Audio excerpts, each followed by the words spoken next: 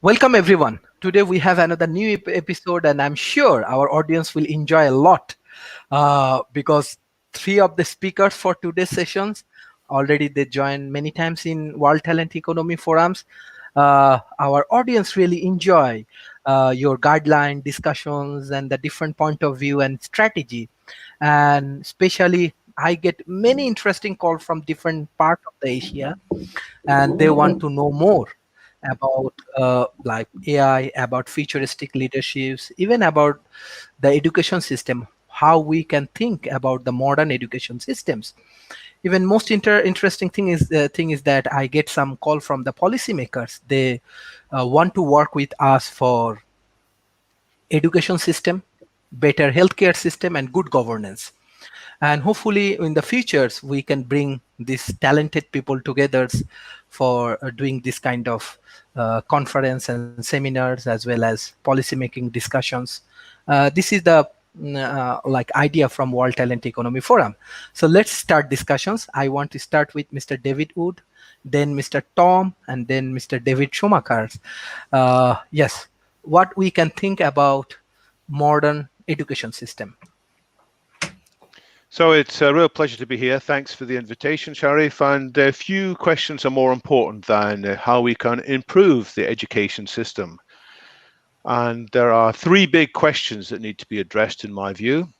There's the question of what should be taught, what subjects deserve most priority, which parts of which subjects deserve most attention.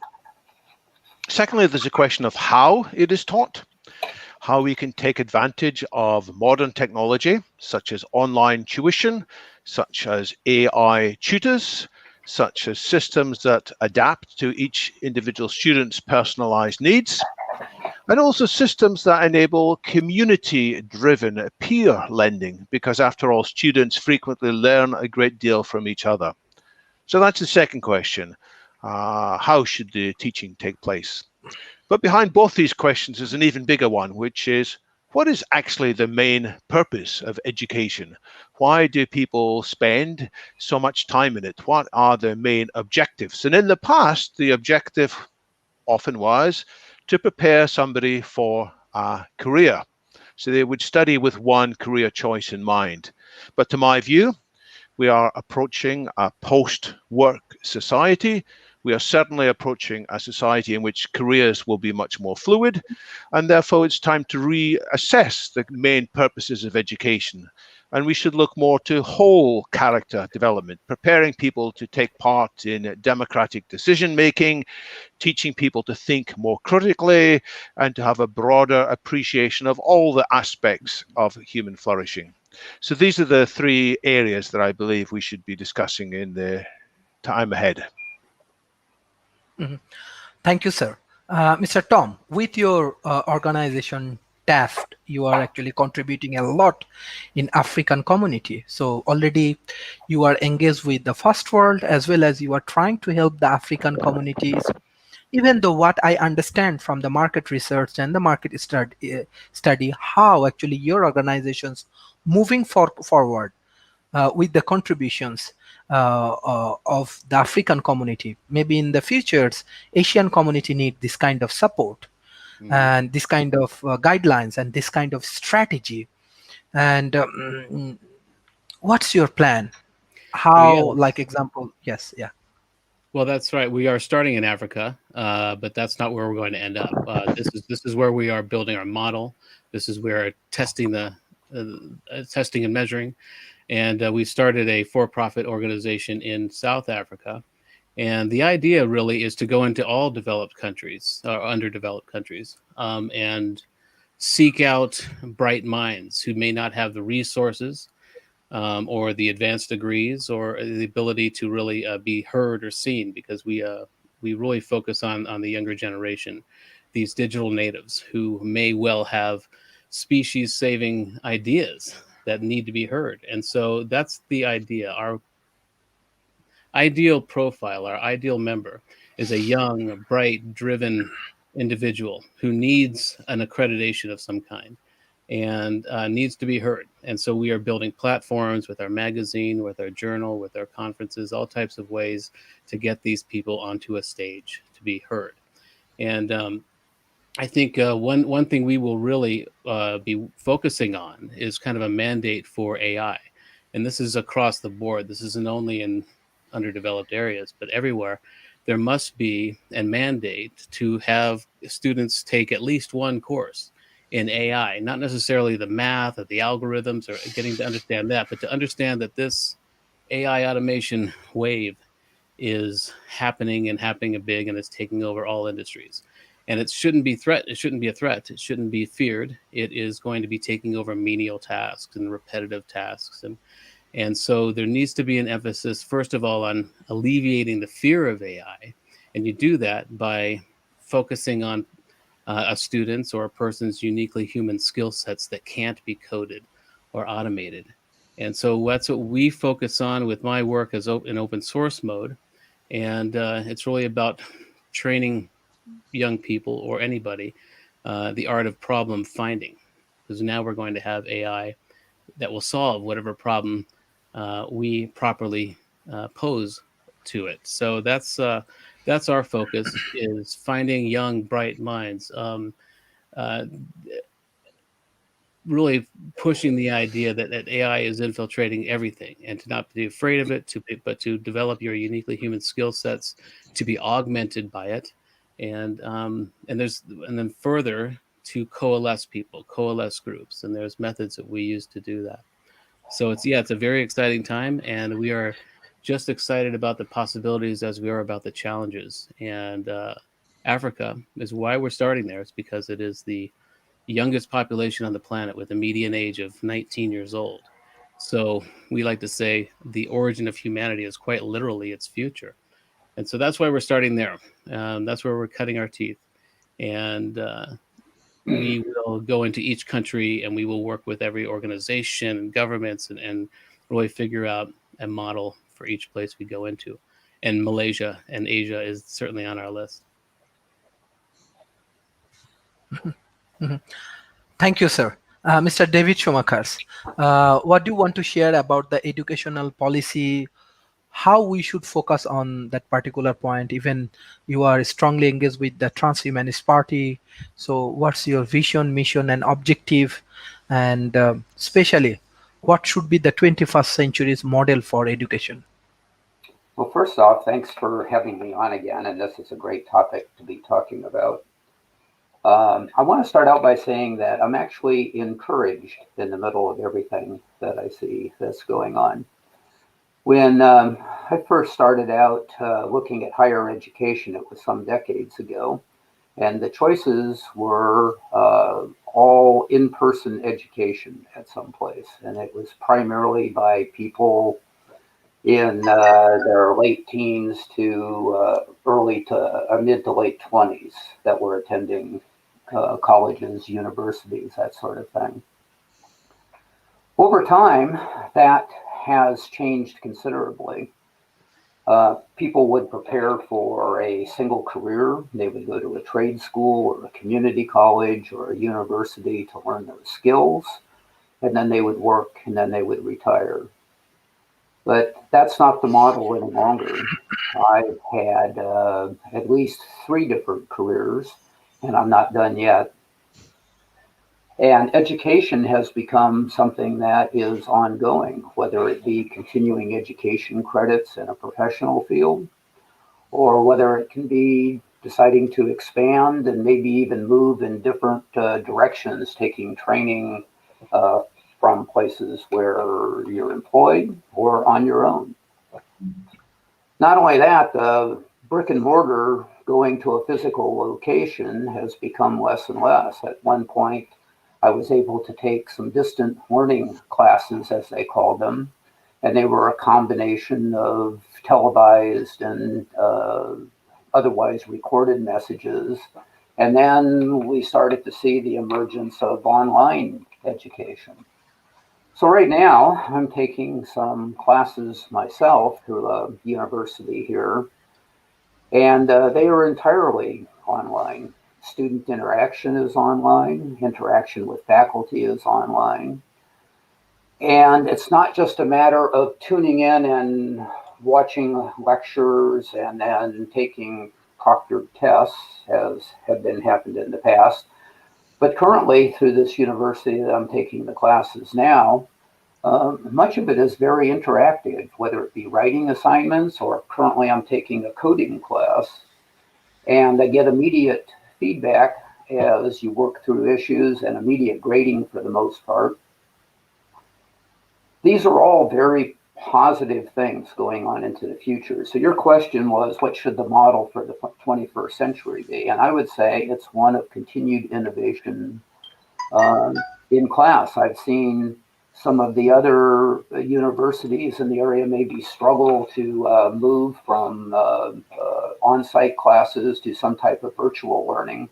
But there are other universities that are really gearing up to take on the train yourself from wherever you happen to be. And in this mobile workforce, where you can move from city to city, state to state, country to country, I think that the online, fully engaged university situation will become the norm. And maybe as we go off planet, let's talk about that as well.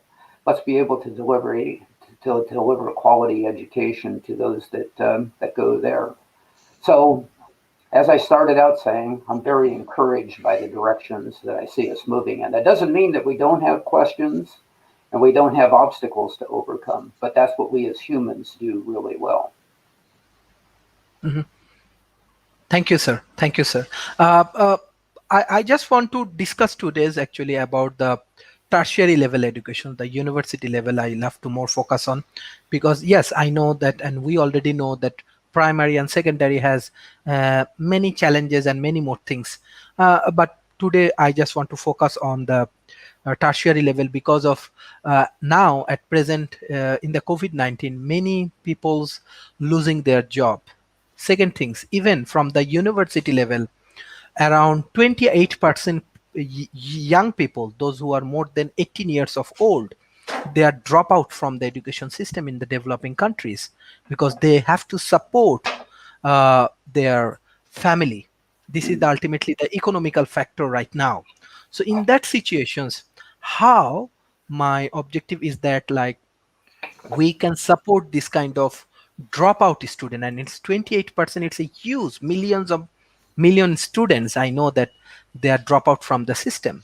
So how we can focus this group of peoples, and this group of peoples, how they can improve their skills and knowledge in a proper way. I want to start with Mr. David. What's your guideline for them? So I have two thoughts on that question. First, I think all society should set a goal of free, no cost required for world-class education for all. Currently, education is expensive because there's lots of buildings that need to be maintained, lots of faculty and administrators and teachers' salary to be paid.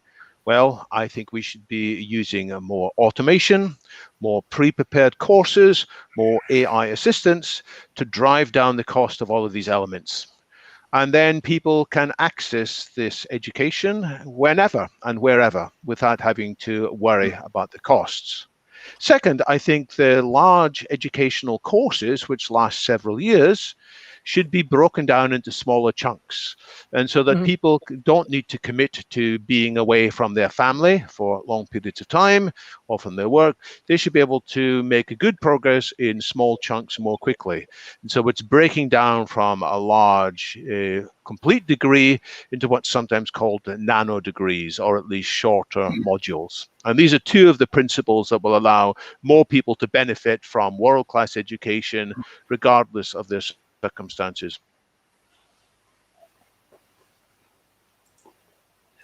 Yes.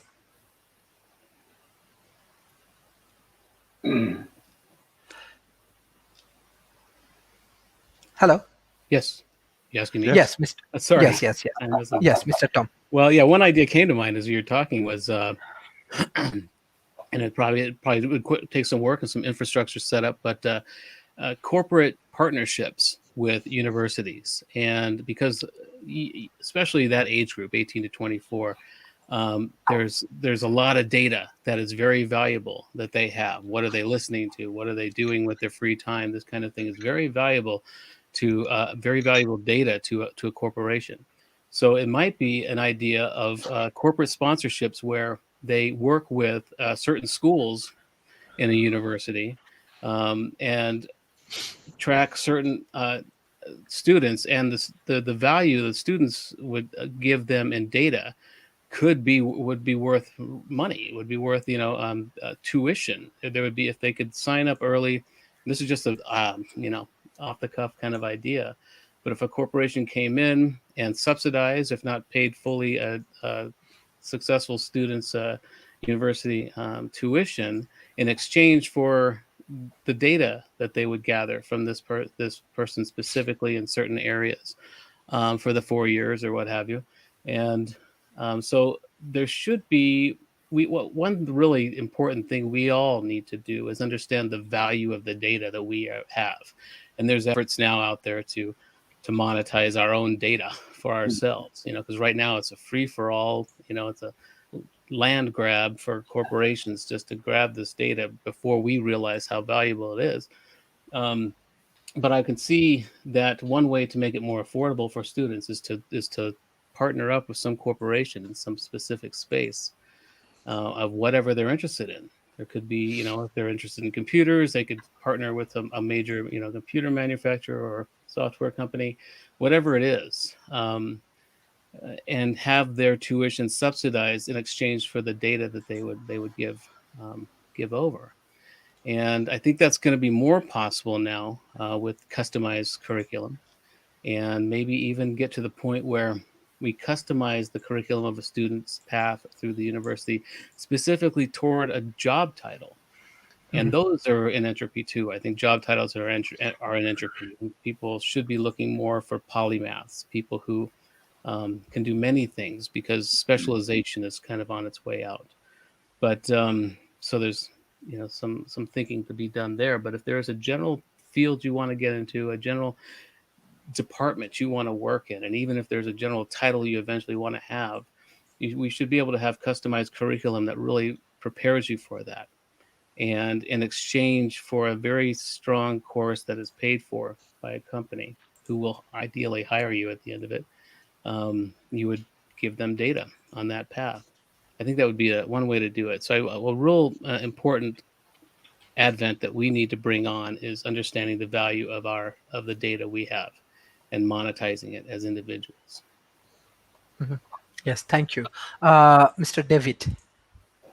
Yes, this subject reminds me of my early days back in school, where I didn't have a lot of money, but did have the desire to want to attend a college or a university. And I started out in a community college close to home. And I was able to get some funding by a work program through the college, where I would volunteer to work for different employers, and that would help. But it still required going to school, attending those university classes, and then working at a job. And I know that there's been many people that have done that, and it is a very tough road. There is also, I went the student loan route a little bit and decided I didn't want a lot of student loan debt. So I started looking around, and in the United States, and especially at that time, you could volunteer for military service. And with that came, for 4 years of military service, came 4 years of college. And that 4 years of college, there was a caveat there. It paid for school and books, but you still had your own living expenses and so forth to do. So that was something that I was able to take advantage of. Now, that may not be something that everyone can, but there are opportunities, perhaps, to be able to find ways to self-fund an education. I envied those that didn't have to go off to work and could focus on school and could focus on maybe extracurricular activities that helped them get more out of school, but that wasn't my situation. When I entered the workforce after leaving the military, I was also fortunate enough to work for corporations that would pay you to attend college university classes, especially if it was for a benefit to them. Now you had to front the money yourself, and then you could apply after receiving adequate grades to be able to get some of that money funded. None of these are perfect solutions. These are some things from my particular experience. But I think that if you are focused and you want to get an education, there may be ways that you can do that. I wholeheartedly agree with David Wood's assertion that in modern societies, educating the populace should be something that should be universal. And I would move to see that and support that here in the United States or any place else, because I think just like physical health, individual physical health benefits me, but it benefits everybody around me. If I'm healthier, I'm keeping people around me healthier. And if they're healthier, they're keeping me healthier. Well, I see the same thing with education. If I'm educated, if I can think, if I can reason, then I am healthier. And if the people around me have that kind of education, they are too. So I think there is a social mandate for both physical health and educational health, if you want to call it that. So that's where we need to move in the 21st century. Until then, we need to move the best we can as individuals, whether it be tuition, work study programs, whatever it might be. Thank you. Thank you. Well, yes, Mr. David Wood. Yes. Just to build on that point, in the 1960s in the United Kingdom, a new university was created. It's called the Open University. It was made by the Socialist Party's Prime Minister, Harold Wilson. And actually, it might be one of his most lasting accomplishments. It is now the largest undergraduate university in the United Kingdom. And I have fond personal memories from it because when I was a youngster myself in the early 1970s, I would often on Sundays and Saturday mornings watch hour after hour of lectures on chemistry and mathematics. And when I finally reached a real university in 1978, I was very well prepared for many of the classes. So that was one of the reasons I did reasonably well at my real university. It's because of that. So we need more initiatives like that Open University. This was broadcast for free. And in the beginning, you had to watch it at strange hours because there wasn't many channels. We only had about 3 channels when I was watching the TV at that stage. So tucked away often in the very small hours. But let's have more of that. And let's use not just broadcast, but methods of artificial intelligence. And let's use what Tom mentioned as well, data. Data can guide tuition systems as to which methods are most effective of teaching different kinds of students. We're all different. We have different cognitive styles, different educational attributes. Some of us learn more in a linear, some of us learn more emotionally, more visually, and what combination is right. And so as people interact with these online systems, it's a bit like Amazon. Amazon learns all the time which kind of advertisements are most likely to make people click on things and buy on things. Well, let's turn around that insight. Let's use it to find out which methods of teaching complicated concepts are the most effective for different types of people so that more of us can learn more quickly these key skills which are necessary in this rapidly changing world in the 2020s. Thank you. Mr. Tom, what's your experience in Africa? So what do you want to share with us? Well, let's see. I was invited to speak there a year ago, October, and it came right at the right time too. We talked about this. How I was just thinking, should I invest in a world tour of speaking and to promote my book? And then I get this invitation from Osinakachi, the founder of TAFS, to come speak in Kigali, Rwanda. And I took it as a sign from the universe. And the same week that I went there, the Youth Connect Africa conference was going on. And that is a huge tech conference in Kigali, Rwanda, where young people from all over the continent, converge on Kigali for a few days, and it was just an amazing experience. I mean, first of all, all of my stereotypes of Rwanda, first of all, were blown away. It's the cleanest city I've ever seen. And there was no strife, obviously, from the 90s. There's none of that still. But I was just so enthused by the techno optimistic youth there, and how eager they were to be sharing ideas, and there's no cynicism. They're not cynical about technology like many of us are here. Um, and so it was just a great experience. And there's so much going on there. They're really perfectly poised to be a powerhouse for this fourth industrial revolution. And there's a lot of effort toward that. Did an interview with the Professor Mawala, who a couple weeks ago, who is on the president's commission for 4IR, Fourth Industrial Revolution in South Africa. And they are taking this very seriously. And that's the kind of effort that TAFS is tapping into. We are trying to set ourselves up as being a gateway into and out of Africa, because there needs to be kind of a better business bureau of Africa right now. There needs to be a place where, if you're thinking of doing business in Africa, or you're partnering with somebody there, you need to know that they are accredited, that they're for real. And so that's what we are setting ourselves up as to be that that place where you go to make sure if this person has been, we call TAFSified, that they've been certified, that they meet certain criteria. Of course, we won't get everybody in our directory, but that's where we're starting. And so it's just a very exciting place to be right now. And so that's why I really push the idea and proselytize the idea that we need to really take this continent seriously.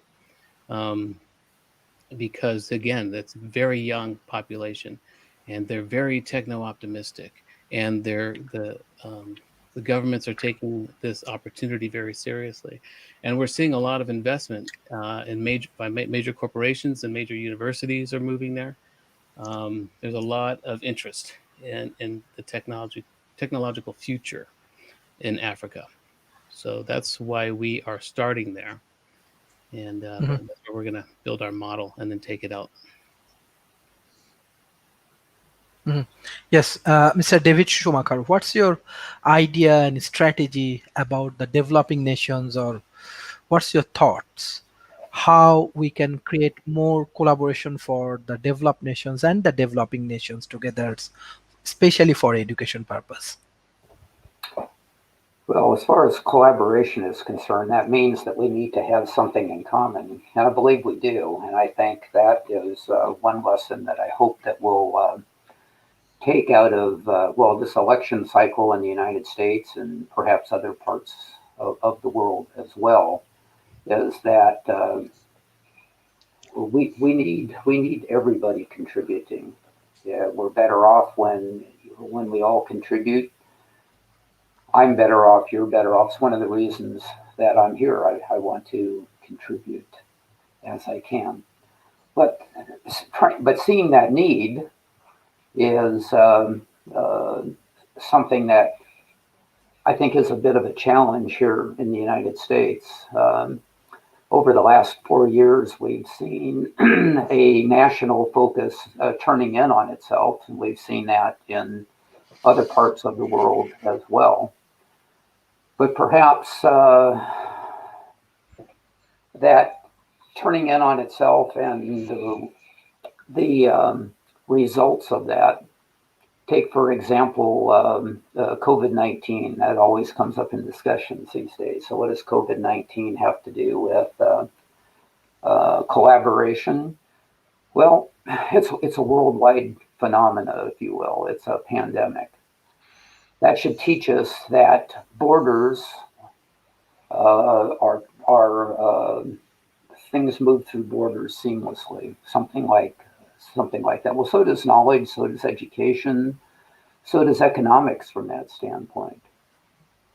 So this is a lesson in the fact that we are all in this together, whether it be health, whether it be in education, whether it be in the economy. So building on that is critically important. So I wanted to take a step back and think a little bit more about education delivery, which we were talking about a moment ago, because I had some thoughts on that as well. The techno-optimism that Tom talks about in Africa, I envy. There seems to almost be, here in the United States, a pushback against technology, oddly enough. And I think it takes demonstrating new, interesting technology, maybe even adventurous technology, to bring that forward, to have people want to be able to participate more. Last night, I watched the SpaceX Dragon capsule dock with the International Space Station. So 4 astronauts going on board. That's amazing. It's also a technological achievement. But one of the astronauts was from Japan. So this is an international effort. The space station is an international effort. We've had people living and working on that space station now for 20 years continuously. This demonstrates what I'm trying to speak about being all in this together and having a reason to need to collaborate so that we bring all nations forward, improve the economic situation in all of these different nations, because in doing so, then trading between the nations makes everyone better off. So I think it really comes down to not a technical issue, but it comes down to more of an emotional issue. Let's caring about each other and being able to benefit from that.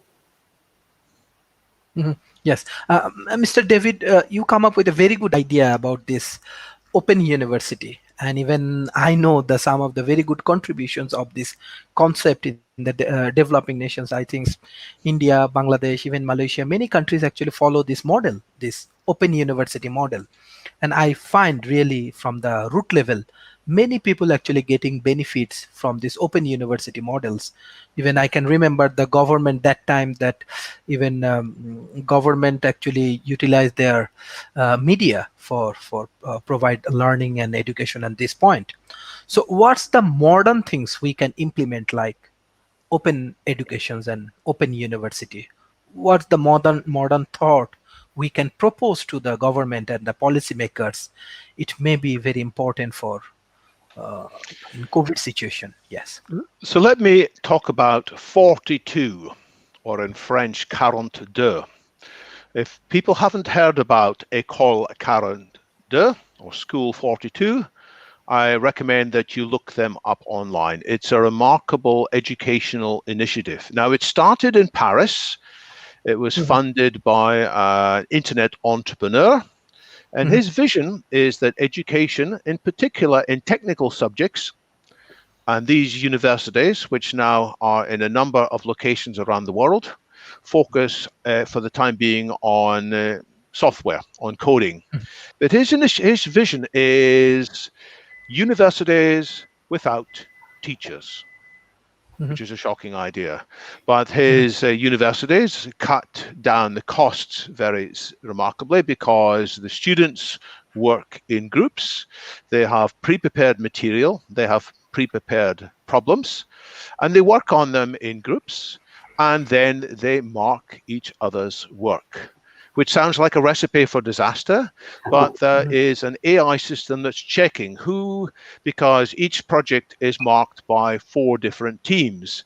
And so it can become obvious if teams or if people are being too lenient or too strict in their marking.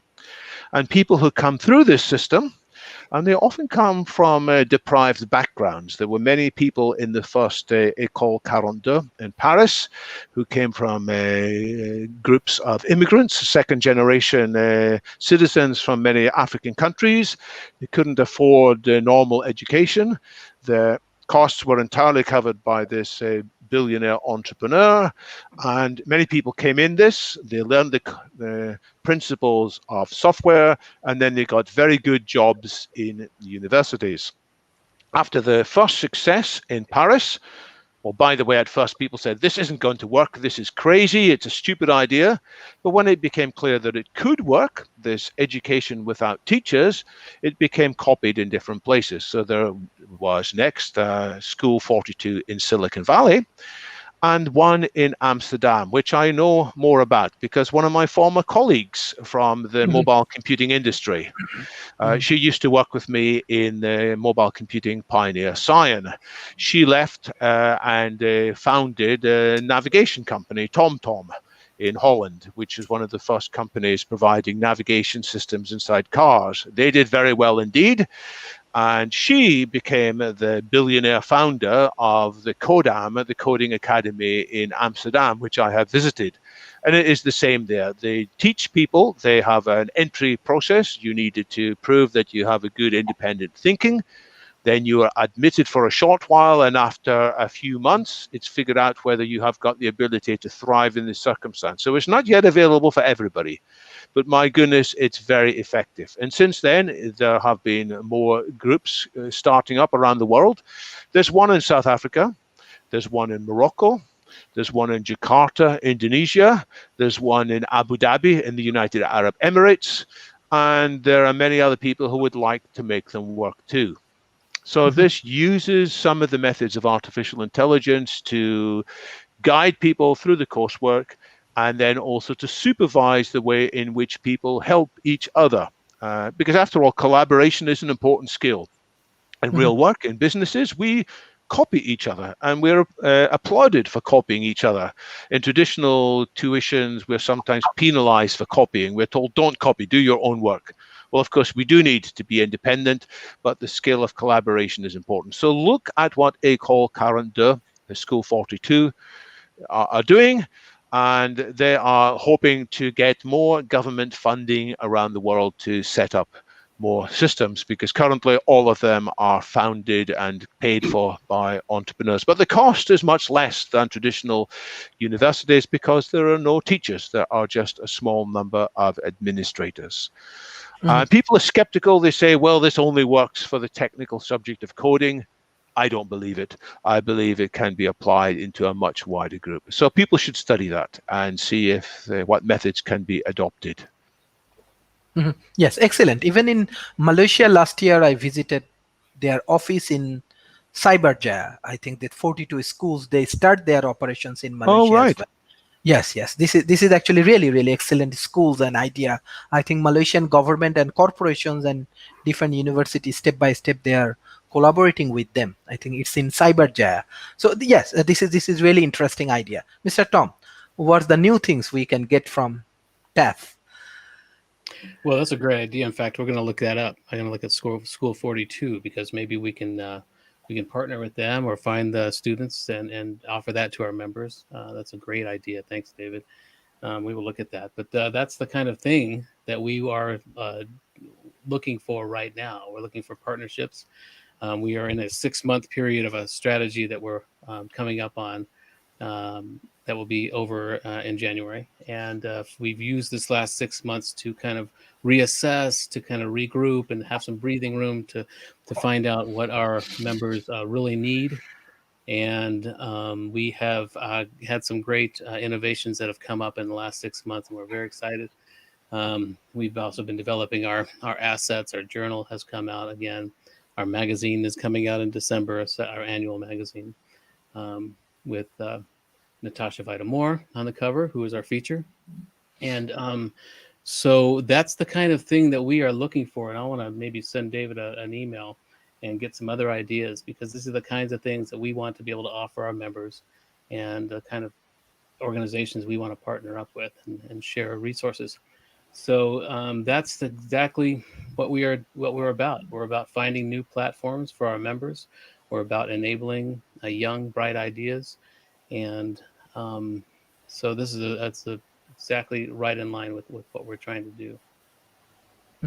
Yes, thank you. Mr. David Shumacher. Yes, I also had not heard about this School 42, and I use my optimism about moving education forward in the 21st century. My experience has been with an online university here in the US, which I spoke about a little bit earlier. And I mentioned that I'm taking a coding class right now, and I'm very impressed with how this is put together. I've only spoke with faculty member once during this particular class, and it was actually over a technical issue that I just wanted them to be aware of. So it wasn't even about class content. Mhm. But this particular university allows you to be able to speak in writing, if you will, to your other classmates and so forth as well. And we're encouraged, we get points each week as far as being able to interact online with our other classmates. They post their ideas about what we're studying. I post my ideas about what we're studying. We are required to comment on each other. Those are reviewed by a faculty member, but primarily what they're reviewing is to make sure that we don't say something that's misleading or inaccurate, but it's primarily student to student doing that. And then, especially in this coding class, this is very highly automated. So you have videos to watch, and then you have an interactive courseware book to go through. And the book is, of course, that's a metaphor. It's on the computer, on the screen in front of me. And I'll work through examples. I'll work through what they call participation exercises, which gives you a blank slate. And they pose some questions and say, put this together, code this for this kind of an outcome. And you can get immediate feedback on whether it's working or not. And you have then resources and the other students to draw on. So that works very well for this coding class, but this isn't the only kind of classes that I've taken through here. I've taken some writing classes. I've taken a critical thinking class in this format. And I find that it works very well also because they are using algorithms when you submit your work to look for particular standards, to look for particular things. And then for more of the writing classes, there's more instructor involvement, looking for style, looking for other things that are in the writing. But you get pretty immediate feedback right from the automated systems that you're working with, and then you'll get feedback from the instructor, and then you get feedback from the students. So this is something that's going on that's widely available in the United States. As far as I know, these universities now that are gearing up to do this sort of work are offering their skills across the country. This one happens to be based here in Phoenix, where I'm at, but I've never yet stepped foot on campus from the day that I registered through the different courses that I'm taking. Not only that, it is something that I can do on my time schedule. So I work from home and I have certain other obligations, but I can work the schoolwork in around that as long as I meet the deadlines. So I don't need to travel. I can stay up overnight if I need to and work. It frees me from what I would have had to do going and working in a university library or sitting in a lecture hall someplace to be able to get this kind of information in the past. So I'm very encouraged. I want to follow up on School 42. I think this is taking what I'm doing currently to an even higher level. But this takes me back to my encouragement about the direction that I do see education moving into as we progress in the 21st century. And I think this is a wonderful thing.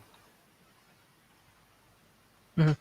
Thank you. Thank you. Mr. David, you come up with a very interesting idea and thought about open universities, then 42 schools. I just want to share some of the point of view from my practical experience. Like these developing nations, like their government, also investing a lot of money for the education systems. Even though if you come to Malaysia, Jakarta, Indonesia, to any country, you can find that there is 100 of universities. Still, when we work with the industry, we find that industry has a complaint and obligation. We do not have the right people to give them job. So what do you think, like beside these coding schools and university, what about the vocational education system? how we can nurture this point of view. It will be help for the 21st century. Like what do you think? Because in Asia Pacific, South Asia, there is a millions of the youth community. We have to create even job opportunity for them. So what do you think about the vocational education system? So, interestingly, the people behind the Amsterdam version of School 42, they were motivated by exactly the observation. They didn't have enough highly qualified software engineers available. They often had to pay a lot of money to hire people from abroad and bring them into Amsterdam.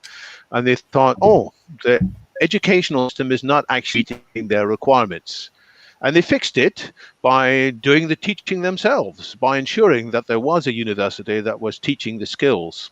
Now, of course, there are other universities who also seek to teach people the skills they'll need for particular jobs, but these other universities are often more slow moving. They take a long time to develop their syllabus, and once the syllabus is in place, they are reluctant to change it too quickly. Skills, in many cases, do change quickly. And so this is where the need for a fluid, more agile response comes along. And so newer universities, which don't have so much structure and systems from before, may be more capable of providing that kinds of needs to students. It's also the case that people they hire, they're not saying we want a whole 3-year degree. We say they should know this particular skill for this particular task. And so that's why, again, I emphasize the needs for more modular education, that people who need to learn a particular skill for a particular task can quickly pick that up instead of needing to go away for an entire 3-year period. Finally, if people are interested to learn more about School 42, I actually interviewed one of the founding team from Paris, who later went, and he is the head of administration in Amsterdam. I interviewed him on the London Futurists channel. If you look at London Future, you go back exactly 1 year. It's to November 2019. You'll find, I think it's about a 30-minute discussion I had with David Giron. That's the French David. So yet another David to add to the mix there, a French one as opposed to, in this case, an American one and a Scottish one. And you can hear there about his vision that more people will apply this more dynamic, agile method to more quickly meet the current needs of corporates. Yes, Mr. Tom. Yes, as you have a strong integrations with the different countries, especially for the education system, what do you think about this vocational training systems, or how actually? I think that we have to change the policy of education system. This is my observations. With even I think many people from the audience, they will agree on that particular points. So and when we develop especially the education policy, I think we need more expert who can contribute to developing this education policy. This is one of the major problem for policy making, especially in the developing nations. Absolutely. I think that one of the issues is we are in this lacuna. We're in this period of time between ages, in a way, and the educational system, especially here in America, is still an industrial age template. Um, that was one of the silver linings of COVID, is that has sped up and accelerated trends that were happening anyway with telecommuting and online schools, and these types of things that were kind of edging that way anyway have now been sped up because they had to. And so we are more rapidly, thanks, if I can say that, to COVID, moving away from this industrial age template to an age where we can become more customized in our education. And I think the key is, I think David brought this up originally, was to customize our education to the skill sets of the individual. Um, right now, it's a cookie cutter type situation where everybody takes the same courses and you have to memorize the same dates, and it really prepared least in this country, it prepared American kids to work in factories, to work on the assembly line with one manager up front. And so it was a really, I think, a concerted effort to prepare society for that industrial age. That's breaking down. That is an entropy. AI is taking over all of those tasks. And so what I really push when I do my consulting with companies prior to them bringing on an AI coworker or an automation system is I work with their employees, their human resources, so that they don't work against this system that's coming in. Most people are threatened by AI, and in some cases they should be. But in some cases, managers and corporations want to alleviate the fear of these systems and enable their employees and their human resources to be augmented by them, because people do tend to work against these things if they're not prepared for them. And the way you do that, the way I do that, is we come in and we do a whole series of exercises with employees. And I could see doing this with students too, in that you hone in on their niche expertise. Everybody has one of these, and they rarely have anything to do with your job title. They're the things that you do in your off time, and on the weekends. And some people, like I always use this example, but we've found a receptionist who by day is just assumed the receptionist and nobody pays her any mind. But you get her in a room and you find out that she is a classically trained cellist, that she's a very accomplished cellist, which doesn't work in an office situation. But you get her in that mindset. And once she's in that mindset, she becomes a very valuable part of whatever brainstorming group you have. And everybody is more qualified to be in the room once you get them in that space. And so I think now with AI automation, we are able to focus more on those things, on our niche expertise, the things that we have suppressed because they didn't fit the industrial age model. And there's a question I always ask, and it's really good to consider it. And your answer, you should note your very first gut reaction answer to this question, but also sit with it for a few days, because if you honestly answer this question for yourself, it'll unveil a treasure trove of information about you and maybe the kind of work you should be looking to do. And now with AI automation, we can do these things more so with all the platforms we have. But the question is simply, what skill, talent, or area of knowledge do you have that you wish more people recognized? And the reason you wish more people recognized it is because it has been suppressed. It didn't fit into the mold.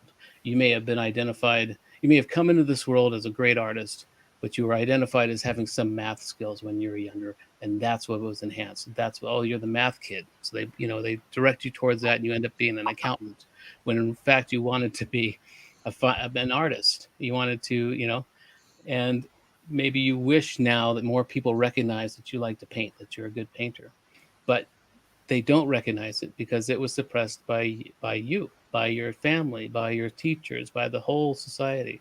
And so now we really need to come out of this lacuna, to come out of this phase we're in.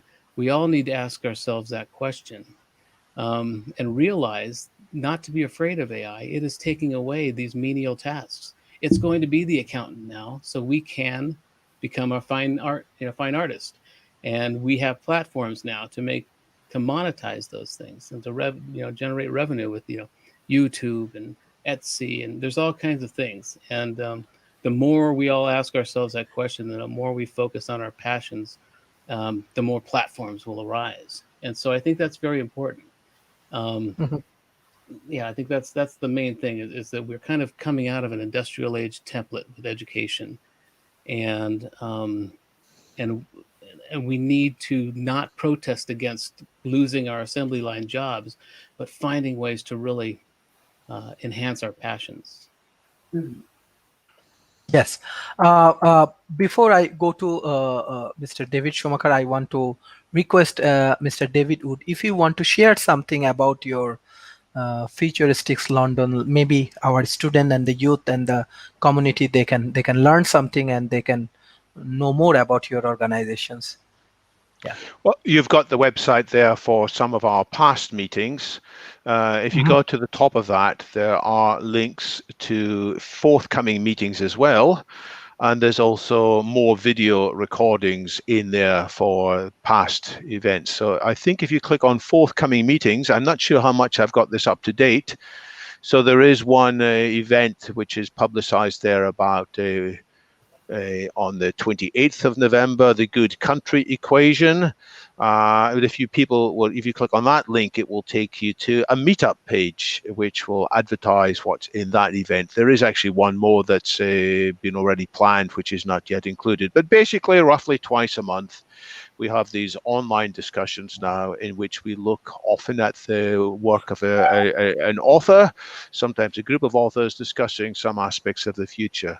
I would also highlight, for those who are not sure about it, the very interesting Enlightenment channel events run by the US Transhumanist Party. They take place usually on a Sunday, and they are fascinating readings too. If you click, by the way, on, if you go to if you click on videos to, 2019 meetups there, and probably, or maybe on the most important scenarios for the 2020s and beyond. If you click somewhere in there, there's the video for the event I mentioned previously.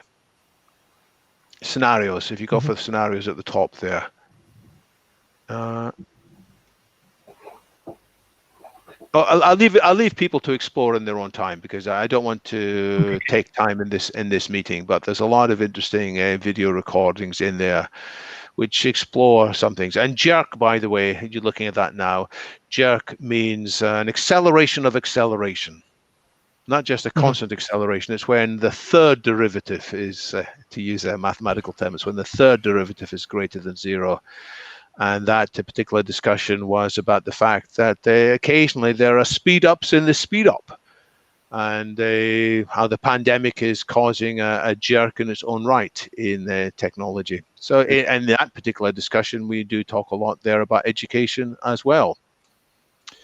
So anybody can register. Most of the meetings are free to attend. Occasionally there's a small charge to help cover the costs of running the software, but I think the next few are all free to attend. So thanks for showing that off, Sharif. Thank you. Yes, Mr. David Shumacher. Yes. Yeah, I wanted to talk a little bit about the trends that I see for education coming in the 21st century. I think that fits in with the topic that we're talking about. You talked about vocational education. I've taught at a private technical school some time back. That was clearly the brick and mortar type of instruction. But as I look around, I see places online that offer education. Some of it's for free, some of it is quite inexpensive. There is a good article that was put out by lifehack.org some time back. I can send you that link. It talks about 25 different ways to educate yourself, from free online courses from top universities to probably places that you've never heard of that will give you good practical skills. And maybe this plays into the technical type of education that you were talking about. On top of that, I see some changes that, well, they've been around in the computer industry for a while. My most recent career, I mentioned that I've had a few. My most recent career was in information technology infrastructure. And you can go and get a degree in that. And when you graduate with that degree, you are current on the technology as of that point. But in 18 months, you're sliding out of currency. And in 36 months, you're quite a way down the road from currency that you had when you had that degree. So in the computer area, certification has become a very important thing. So it wasn't just good enough to have a formal education in information technology infrastructure, but you needed to be certified by, in most cases, manufacturer courses and manufacturer tests that shows that you knew how to install and maintain and to operate, say, like a local area network or virtual servers or whatever that might be. This model going forward looks like will be something that we'll see more and more, because I've decided that I want to expand my current knowledge base out of the information area, and I'm taking business courses, particularly entrepreneurial courses. And part of what I'm going after are certifications in those areas, so that when you go to an employer, or if an entrepreneur developing my own business, I have the skills that are pinpointed and are current for what's going on now. The 21st century plays into this because we have the tools to be able to do this. In this particular case, I'm doing most, if not all of this, in an online format. So I stay encouraged. I like the trends that we see going forward. I look towards the goals that we have that are not going to happen immediately, but I think we're going in the right direction. And schools and the politics that goes along with changing this will happen as people are become experienced, become involved with seeing this. Politics, school boards tend to operate on what they have seen, so they operate from the past as much as we would like to focus them into the future. So we need to demonstrate this, and we need to continue to talk about the future goals that we want, and I'm encouraged that we'll continue to go in that direction. Thank you, sir. Mr. Tom, if you want to share something about your organization, this TAFT, and your initiative, because recently you are doing a lot of work. Yes.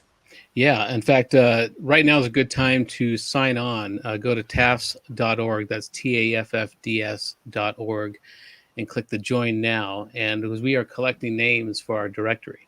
And after next month or early 2021, that membership model will become a revenue, a fee. And so now is a good time to get in, especially young people. There will be a free membership option as well, but so now just get in, because we are developing platforms that could be very useful specifically for your audience, which I know are primarily young, students. And as far as practical advice for your audience specifically, is to look, if you're in school, to look for a course on a general understanding of AI, and because whatever field you're going into, whether it's whatever it is, teaching, math, computers, travel, whatever you're interested in, AI is going to be playing a big part in that, because it's not stopping. It's going to have a part to play in every industry. And so the student that understands AI just generally and understands how it will integrate into their specific industry will have a leg up. So it's a good opportunity now to understand AI in general terms. You don't need to understand algorithms. You don't need to understand the math, but you need to understand how to work with it, because that's going to be the real key, are the people who become shepherds of these AIs, who understand how to problem find and then translate those problems they find into a question to ask, into a way to get AI to help solve it. So that's just a good advice in general. I give it to my sons to, even if they're not interested in computers, to take a course or find information, even, an off-campus course about AI, and just to have a general understanding, because the people who come out of a school now and progressively in the future who have a general understanding of AI will be a very coveted skill, because most industries right now are run by Gen Xers or baby boomers, people my age or older, and we had an analog childhood. We're now having a digital adulthood, but so we're looking for these digital natives who have a general understanding of what the heck's going on here. And so any student right now who understands that AI is coming, understands that automation is happening, will have a leg up when they're looking for a job. But definitely sign on to TAFs right now. It's a good time to get in, and keep an eye on us for the next couple of months as we reemerge with some very serious platforms for some very serious people. Mhm. Mhm. Thank you, thank you. Mr. David Shumacher, if you have your website, you can share in the comment sections. We can share with our audience. There is actually many questions from audience. Can I take few questions from audience? Sure. Sure. Yeah. Okay. Okay. Okay. Yes. And they are very excited when you joins. Everybody actually come up with this session. They are observing your session. Humaira Tanzila, hello sir. Nice to see you here. Thanks to all for contributing the important topic. Mohammad Sohail Rana, hello everyone. Good morning. And Araf Mehraz, definitely when you join, like our audience expectations very high. They always think that okay, something we gonna learn, something we gonna share. So I think Sharita from Madam Sharita from TAF, and he come up with the some of the comments. So can we answer that question by Sharita? Yes, I think it's a very yes, good yes, question. yes, of course. Because although it's true that corporations do want people with particular hard skills, I think all of us need to learn more about emotional intelligence. Because in a time of great turmoil, a time of great change, a time of great diversity, we can all too easily be hijacked by our own emotions. And so I think Sharita is exactly correct. EQ, emotional intelligence, needs to be given more priority. And this isn't just empty words. There are actual concrete skills behind EQ.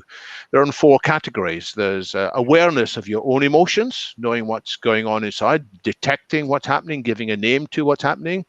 There's being sensitive to emotions in others by their facial expressions, by what they say, by their moods. Then there's controlling your own emotions, how to change from dysfunctional emotional states to more positive emotional states. And then there's nurturing or controlling the emotional states of others. And these have always been important, but I think they're more important now than ever before. One indication of this is that more and more people are actually suffering from emotional distress. There are more and more people all around the world suffering depression. The biggest cause of death of people of a certain age group isn't COVID. It's not heart disease. It's suicide, shockingly. Although it doesn't get much publicity for good reasons. We don't want to publicize suicides because it's sort of infectious. You know, when people hear about somebody committing suicide in a particular way and they're already in a bad state, it can encourage them to do the same thing. But sadly, if you look at the statistics, so there are all kinds of ways in which poor emotional intelligence is holding many people back. If we are more emotionally intelligent, guess what? We can learn more quickly. We can take on new skills more quickly. But if we are emotionally impoverished, we tend to stick in our ruts. It is harder for us to change the kind of people we are. And the good news is there is a lot that can be done to improve our emotional intelligence. There's traditional methods such as mindfulness and meditation. There are more modern methods which more attention to what we eat and drink and sleep and music and possibly different ways of stimulating the brain. We can use the insights of cognitech, of neurotech, to find out how we can more reliably nurture better emotional state in ourselves and in others. And I think this isn't just something for children, it's something for people at all ages of life, but it's especially relevant to people at the age of traditional tertiary education because they're already going through lots of other changes in their life. So I think that's a great question, and education for the 2020s must have more of that in it. Mhm, mhm. Thank you. There are more questions I want to take. Before that, I want to give floor to Mr. David Shumacher if he want to share something about this Transhumanist Party. Sure. So there you see the website for the Transhumanist Party, and this is the United States Transhumanist Party. But be aware that we have two types of membership, and one is open to people from outside the United States, and you're free to involve yourself and to vote in internal transhumanist party matters. So the website is transhumanist-party.org, and there you can look at our values, you can look at our platform, and if you have any questions about whether you have values that match with transhumanism, this would be an excellent place to go take a look and see if you agree. Every one of these platforms that are on here, every one of the platform planks that are on here have been voted on by the membership. And you'll be able to read through them and see when those came about. You'll be able to look at who our leaders are, who the advisors are, and then we had candidates that we put forth for the 2020 election that was here. Mm-hmm.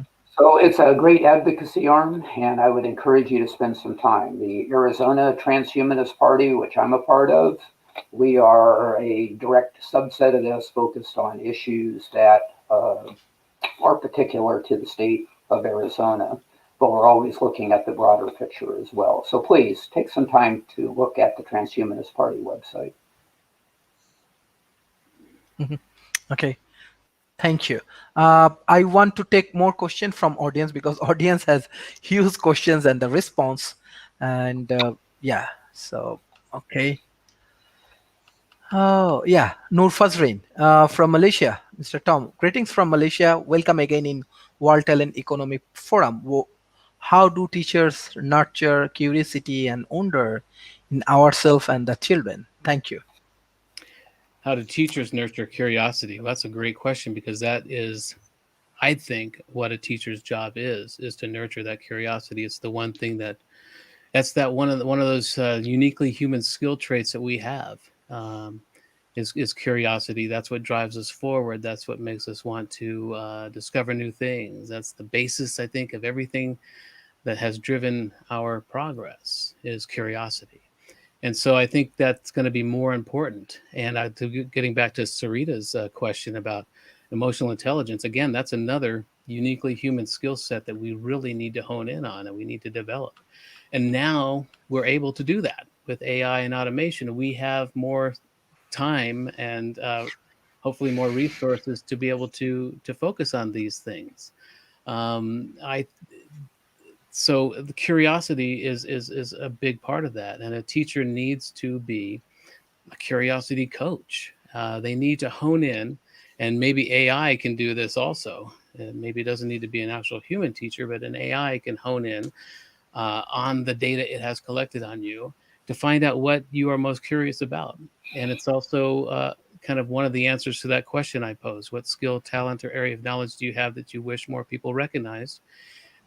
That's where your curiosity is. And so that's a very good question, because I think that's exactly what teachers need to do more of. And the best teachers I can think of in my life did just that. They honed in on what I was curious about and posed questions and assigned projects based on that curiosity, because that's our superpower, is curiosity. Empathy is another superpower.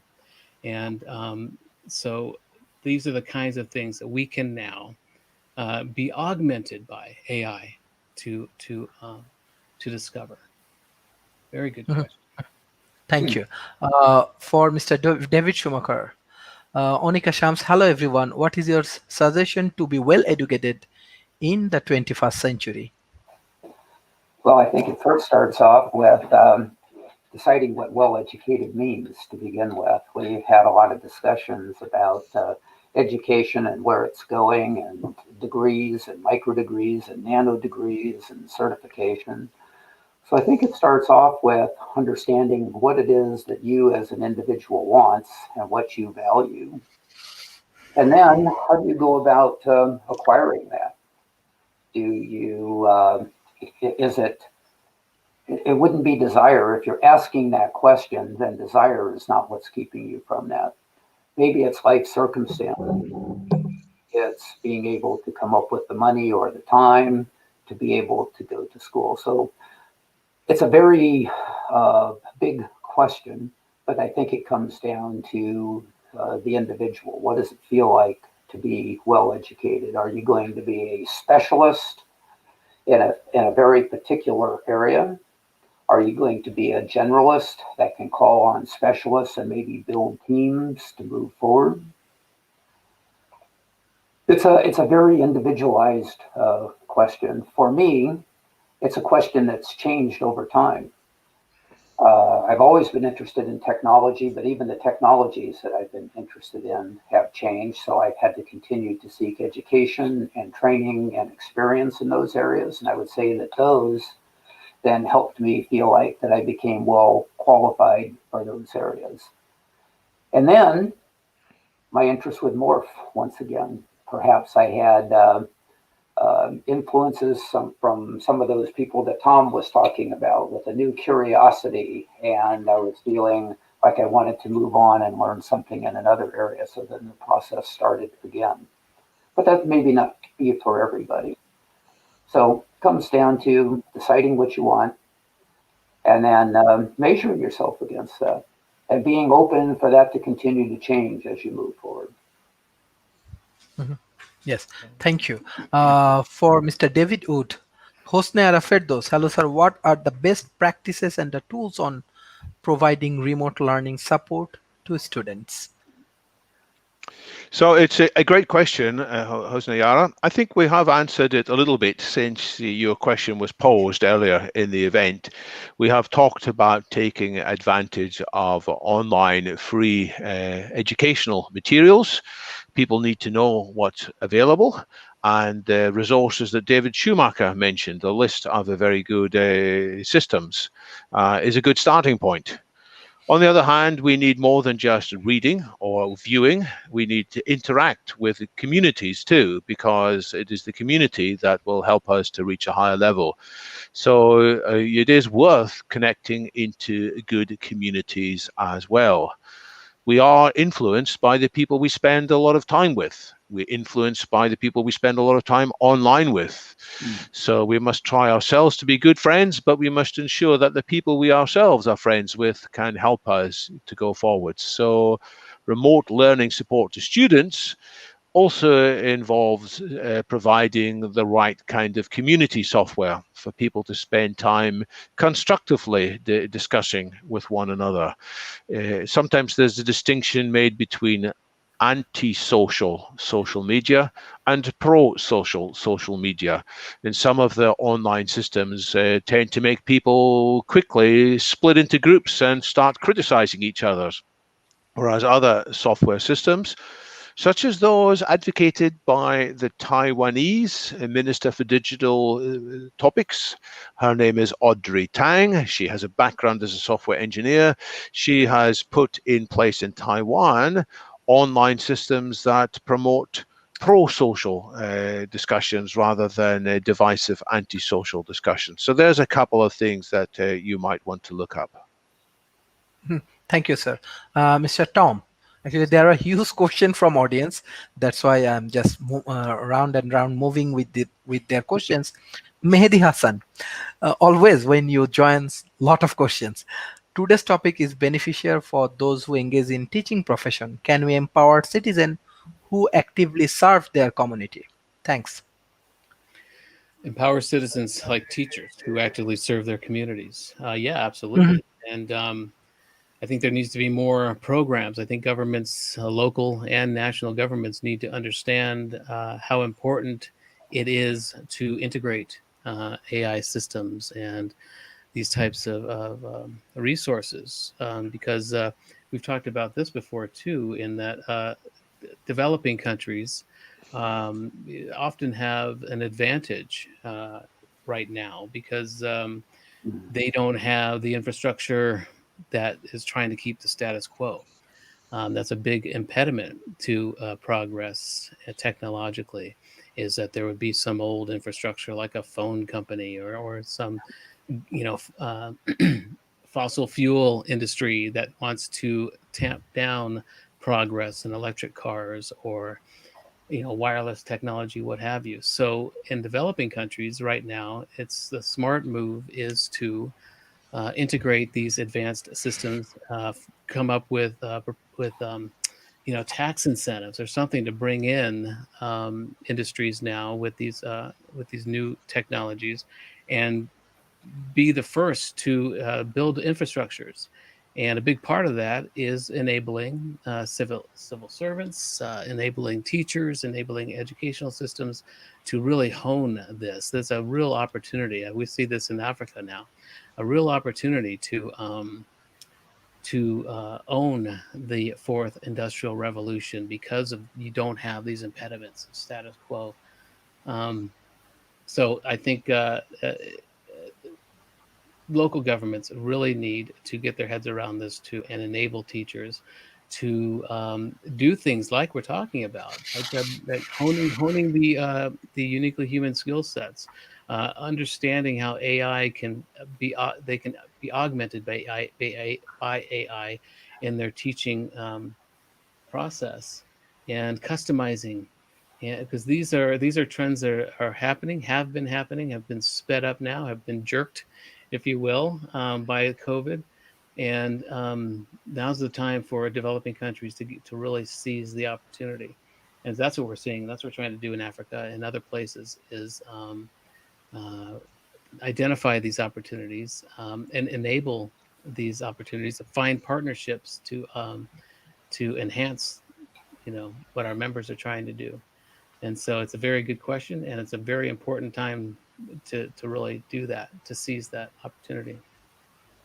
Thank you, sir. Mr. David Shumacher, Araf Meraz, how can we provide equal quality of education to each and every children, irrespective of difference in social economic background?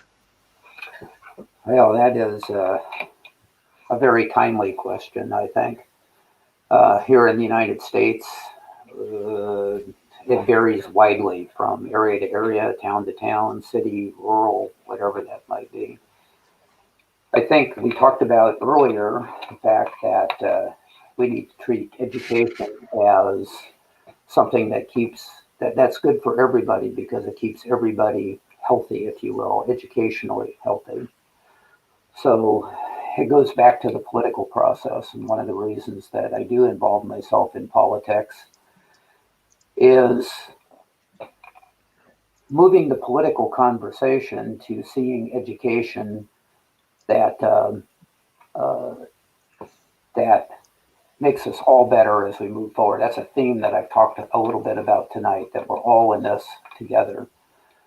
So it's not that I'm doing someone a favor that's in that doesn't have the same education opportunities that I have, for example. I'm doing myself a favor by making equal education available to all, because that's going to be better for me in the long run. Now, I hate to put it in terms that sound so selfish, but I think that when we get past the veneer, that appeals to a lot of people. We really need to see that this is something that is good for everyone. It's not just doing a benevolent act for those that have less, and it's not trying to take away opportunities from those that have more.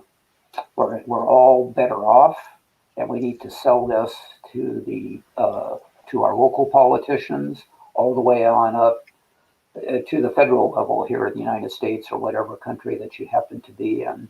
This is education, in my opinion, is something that needs to be available to each and every person for a healthy society. And when we sell that to our local leaders,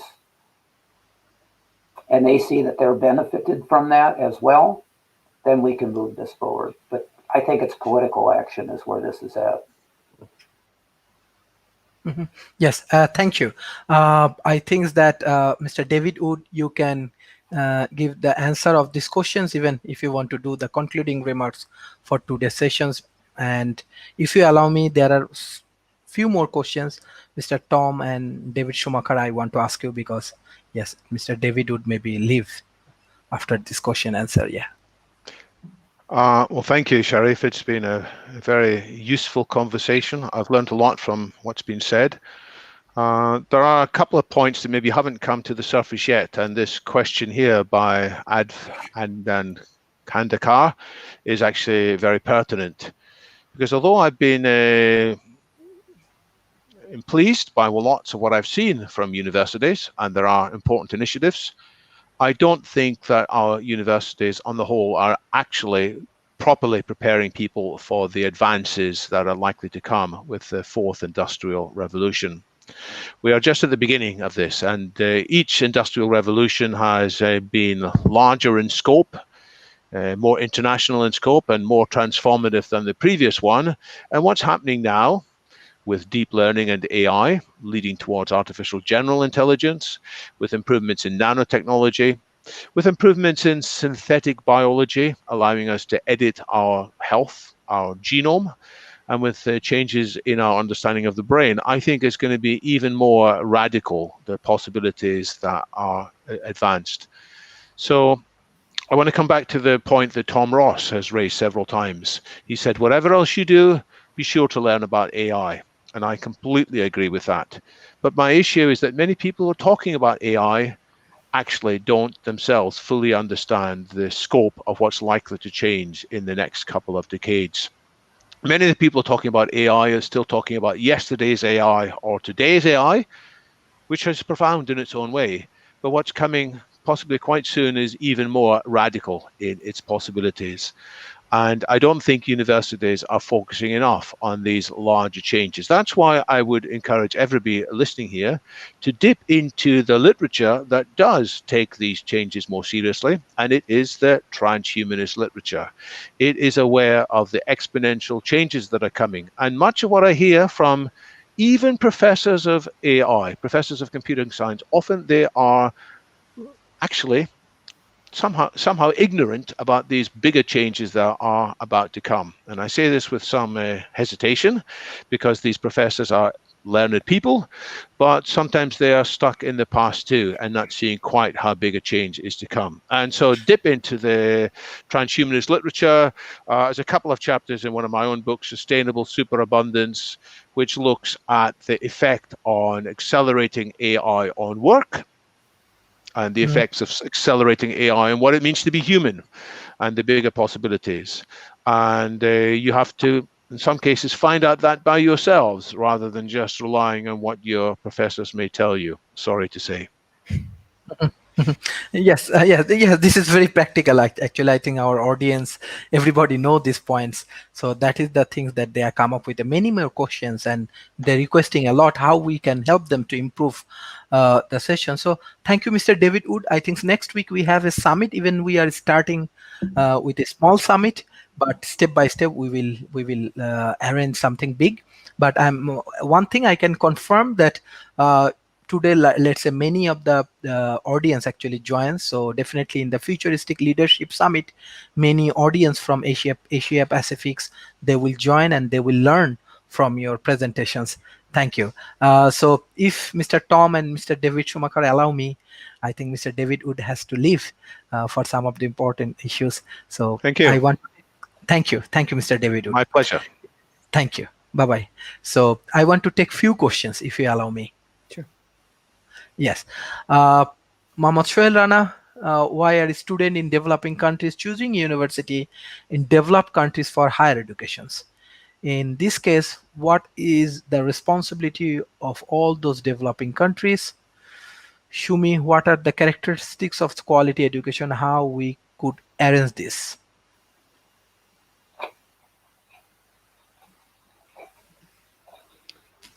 To me. Yes. So then, just in general, just how do we prepare universities and students for what's happening? And that's kind of what we've been talking about. And I think what's really important is it's going to take a while for universities to catch up to the enormity of what we're talking about. That AI is taking over, and David would just hit on in his way out was that even AI scientists, even AI academics, don't think about or aren't really conceiving of the immense changes that are coming. And they're huge. And we've talked about this many times on your show. That's why a big effort of mine is to develop a rapport with AI, because I believe it will become artificial general intelligence. It will have a self-awareness. It's better to believe that it will than not. So we need to be prepared for that. We need to be talking to AI as a coworker, as another entity, not just barking orders at it like Siri or Alexa. And so that's a big push of mine, is to develop the rapport, create a dialogue with a future AGI now, so that we're not surprised.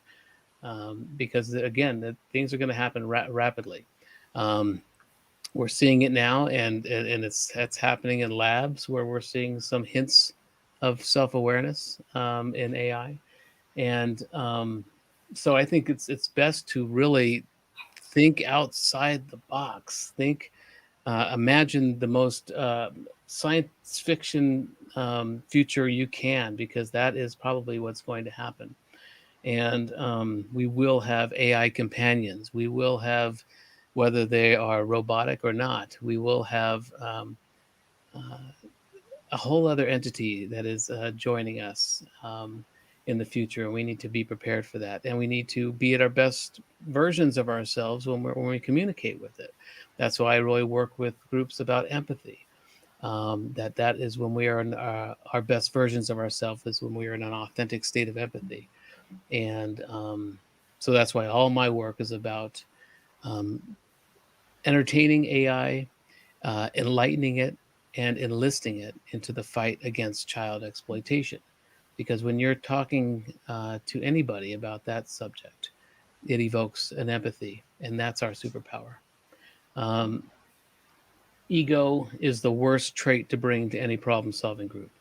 Empathy is the most powerful. When somebody is in a state of empathy, there's no room for ego, and it unleashes a very powerful problem-solving capacity.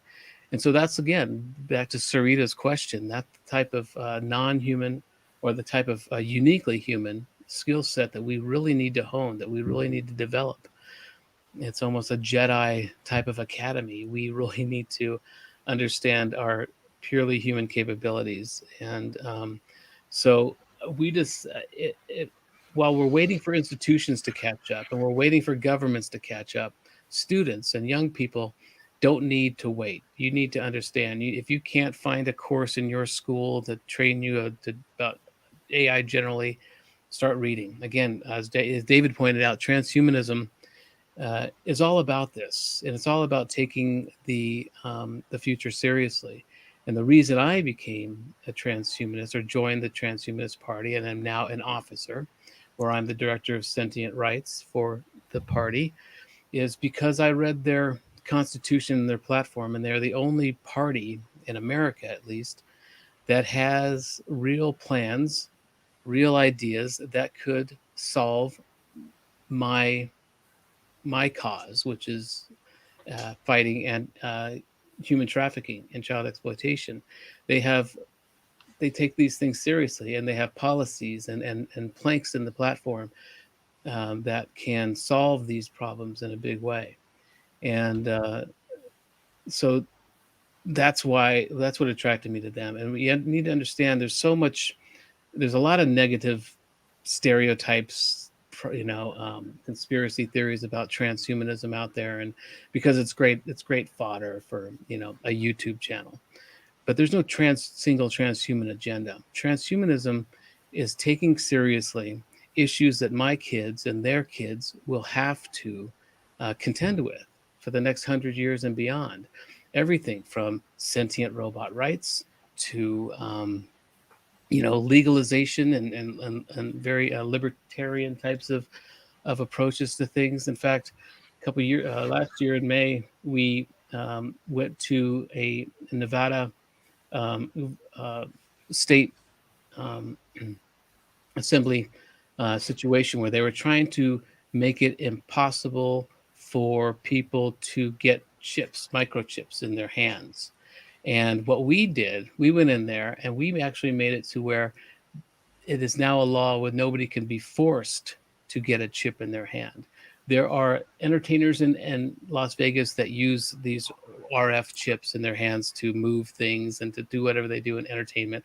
There are people who have them in their hands to start their cars or to open their doors. It's just the kind of a technology that's coming.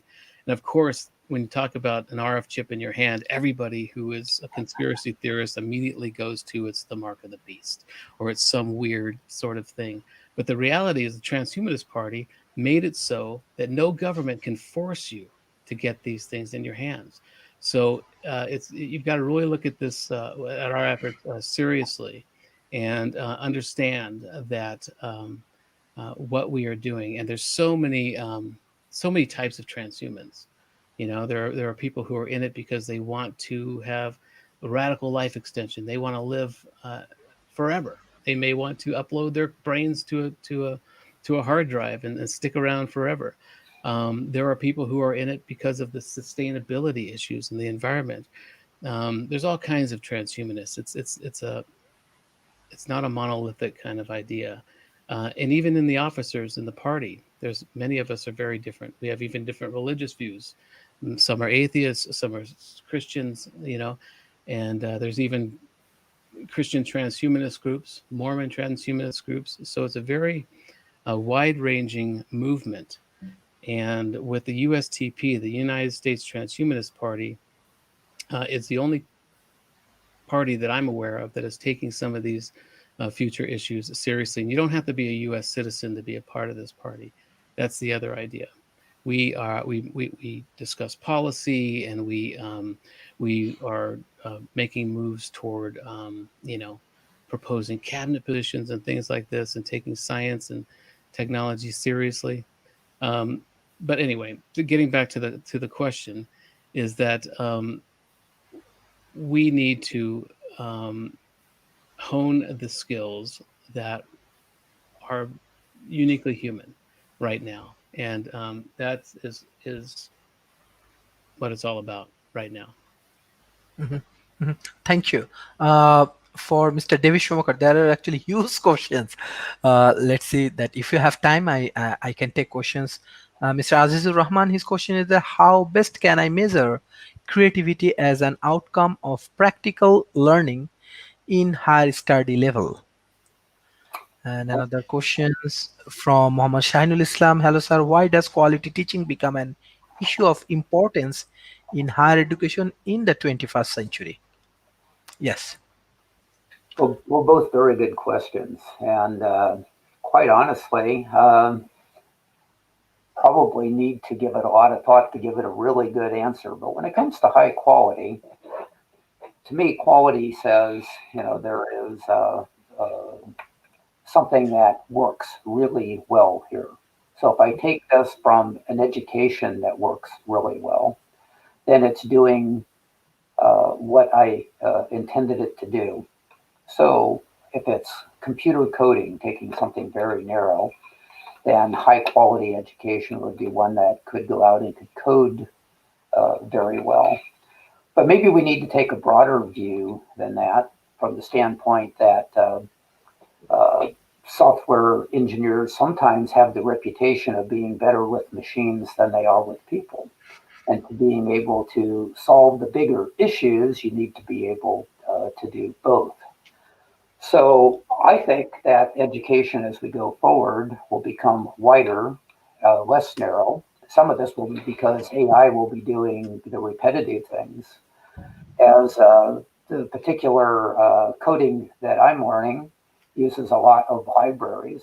If those libraries then are automated and I have a front-end system that says I need to do A and I need to do B and I need to do C, I don't need to be the coder. I don't need to have that high quality, if you want to call it that, education to be able to knit those libraries together to be able to produce that function. I can work with my AI partner to do that. So it becomes more me understanding who is going to be using the output of this product in human terms, and working with my AI coworker to be able to put this together. That's the kind of quality I think that we're talking about for the future. So how do we maintain that? I think it's maintained in business. I think it's maintained by demand. We have different types of products, different apps, for example, that do the same thing. If you go to an app store and look for a product to solve a particular problem, you typically have multiple choices. You're going to pick the highest quality choice for your particular set of needs. So it becomes understanding what the human wants and being able to put this together. But quality is all a matter of making it work for itself. And quality comes over time. The first time you code something, and you may go back and revisit it later, and you may make it better. Well, better at that point means that it's a higher quality code and it solves the particular issues that are put before it in a better fashion. So it takes revisiting and re-engaging them with who the audience is to keep making this better and better. And then the education follows that to be able to continue to integrate these skills. Mhm.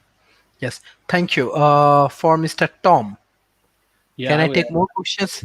Yeah, but I just want to add to that to me, quality now equals relevance. If a quality education means it's very relevant to what you want to do, and at the end of it, there is maybe placement.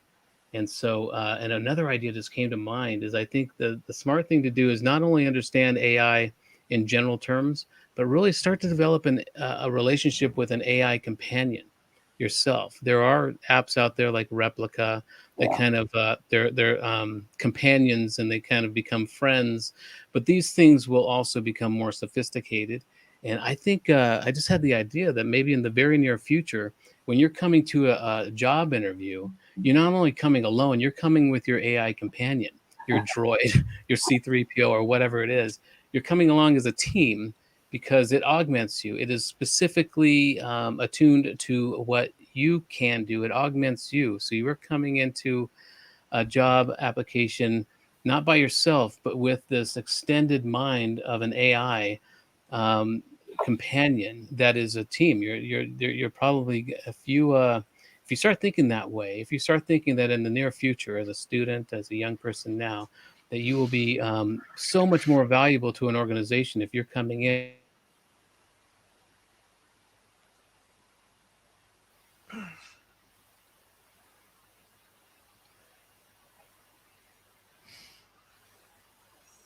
Hello. I think he has internet problems. So, Mr. David Shumacher. Yeah, I completely agree with what Tom is saying, and I catch that glimpse of the future that he's talking about. And as far as being able to deal with teams in general is going to change for the future.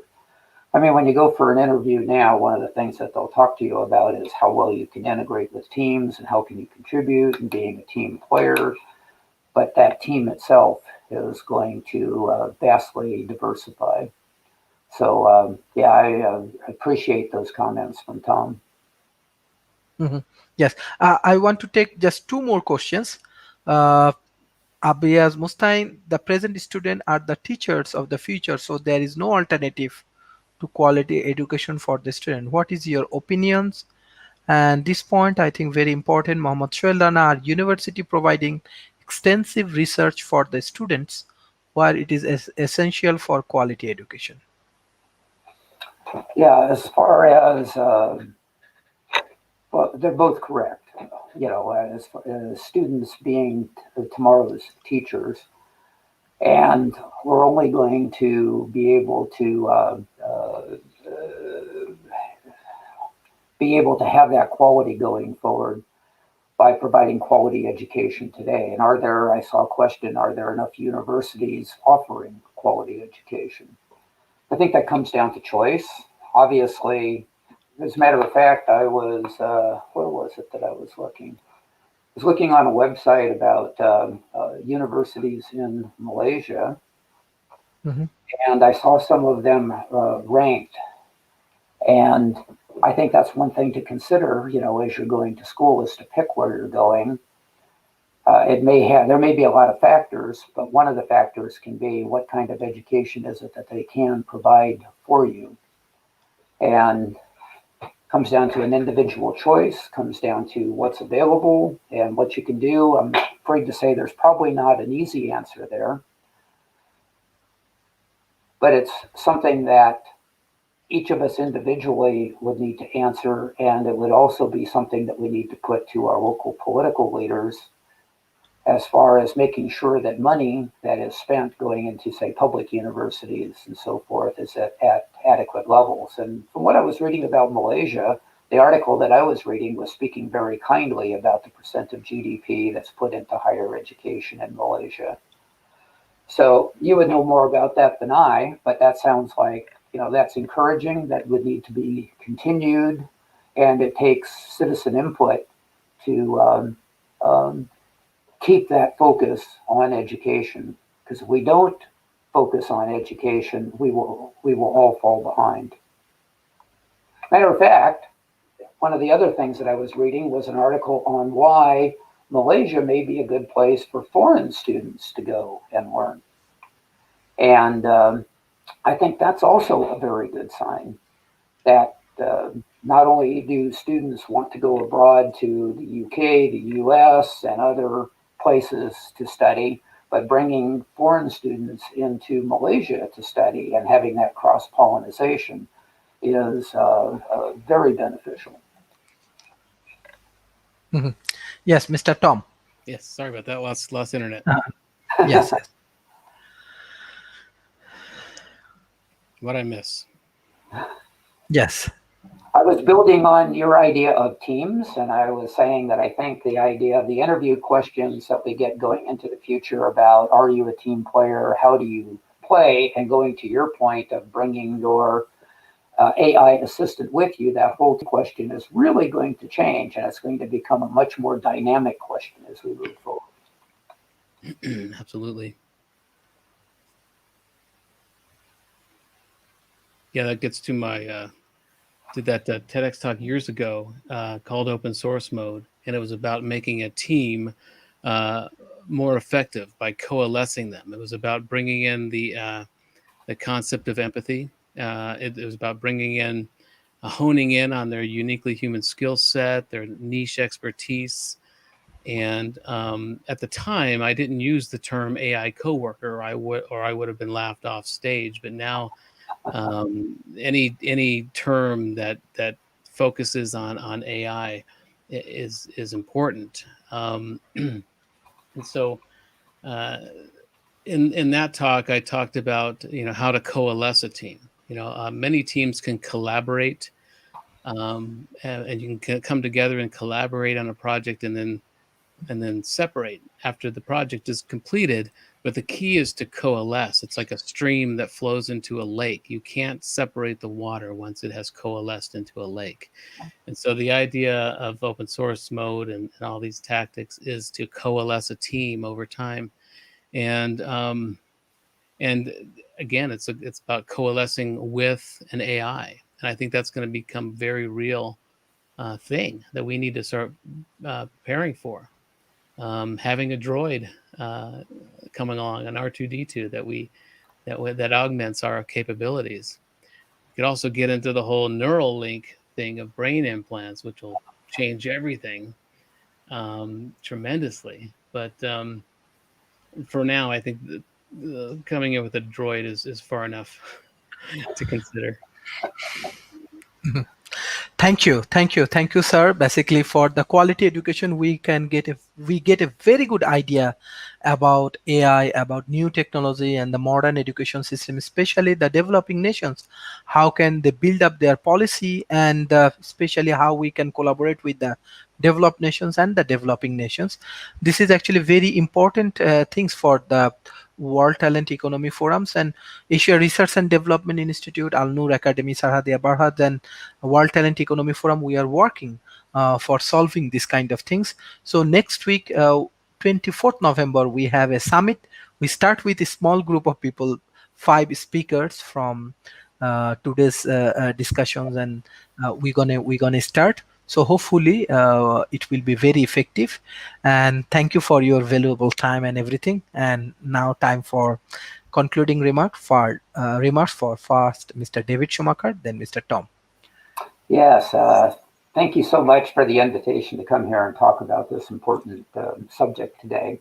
I want to leave on a positive note, saying that I really like the trends that I see that's coming. I think the very focused remote learning possibilities that are coming out, colleges, universities taking more and more advantage of that, AI being built into course structures. Under the hood these days, we probably wouldn't call it AI, but magical things happen now in these online classes that would have just been unthought of a few years ago. There is a lot to be encouraged about. And I think as demand for this type of instruction builds, we're going to see even more of this. So it's going to be an avalanche of good educational opportunities for the future. Thank you, sir. Mr. Tom. Yeah. First of all, for next week for the summit, I'm going to do a 15-minute or 12-minute presentation, and so I'd really like to know what your audience needs to know about. I've got plenty of presentations and a lot of topics I cover, but I want it to be very specific to what they need. I want it to be very practical information. Mhm. So I invite your audience to reach out to me either on Facebook. I think my handle is Tom Ross Com, or through you. If you can give me some ideas of what they say or what they need, because I'd like to tailor my presentation specifically to what people really need and want to know about. Because I can talk about all kinds of things, but I wanted them to be relevant. And also, again, to invite everyone to join TAFs now to get in. And I may have lost you. I don't know if you can still hear me. Mhm. Yeah. Yes. Well, I'm Yes. camera went, but yeah, just TAFs.org. Come on in and have a seat. And it's a lot going on. And next year will be a very exciting time to be a TAFs member. Thank you. Thank you, sir, for your valuable discussions. And thank you, Mr. David Shumacher. And it's really, really effective sessions. And always, like when you people joins, audience come up with a lot of question and they get many solution. And it's very important for World Talent Economy Forum. Thank you for your valuable time and everything. Thank you, Mr. Tom. Thank you, Mr. David. Thank you. Thanks, guys. Thank you. Bye-bye. Take care.